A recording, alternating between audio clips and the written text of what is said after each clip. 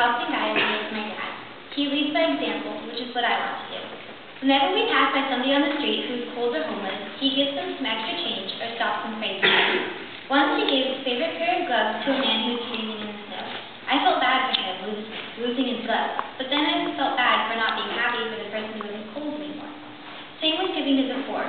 I always feel sad when we give away things with memories attached, and then I remember what God wants us to do. He wants us to share and to give and to feel good about it. This is a struggle for me sometimes, which makes it hard to have parents who are so amazing at giving. My mom is also very influential in my faith life. I can have conversations with her about God and how others treat Him, and the difference between what we believe and what others do. They're really in-depth.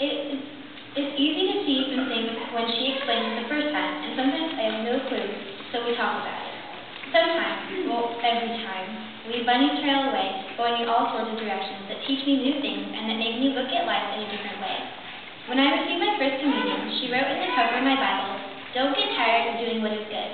Don't get discouraged and give up for we will reap a harvest of blessing at the appropriate time."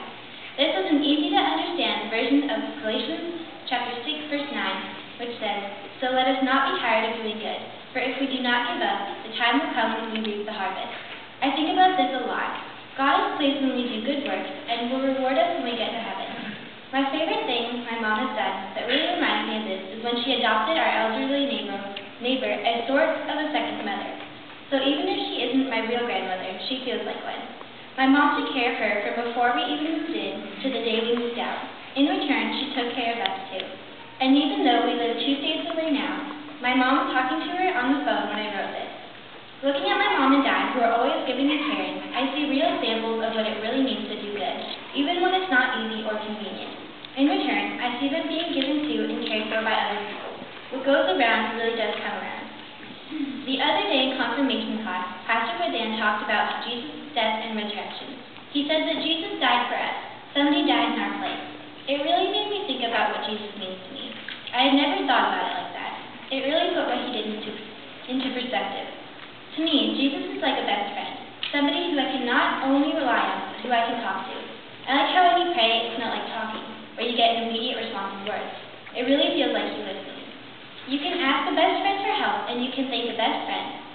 And isn't that exactly what you should do with Jesus?